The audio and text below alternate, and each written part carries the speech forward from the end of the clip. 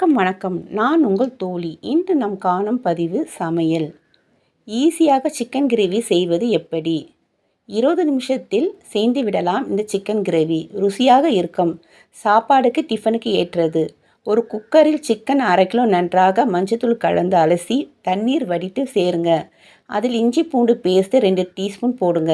தக்காளி 4, வெங்காயம் 4 நீட்டாக நறுக்கி சேருங்க. பச்சை மிளகாய் 2 கீறி போடுங்க. மிளகாய்த்தூள் 1 ஸ்பூன் சேருங்க. உங்கள் காரத்துக்கு ஏற்றதுக்குள் சேருங்க. உப்பு சேர்த்து ஒரு சின்ன டம்ளர் அளவு தண்ணீர் விட்டு 3 விசில் வைங்க. சத்தம் அடங்கிய பிறகு கடாயில் தேவையான அளவு எண்ணெய் விட்டு பட்டை, லவங்கம், ஏலக்காய், சோம்பு, பிரிஞ்சி இலை, கல்பாசி, கருவேப்பிலை தாளித்து இந்த வெந்த சிக்கன் எடுத்து போடுங்க. நல்லா கொதிக்க விடுங்க.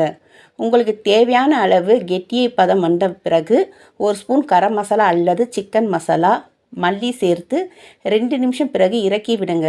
இந்த சிக்கன் கிரேவி செய்வது எளிது, சுவையும் கூடுதலாக இருக்கும். இன்றே செய்து பாருங்கள். நன்றி.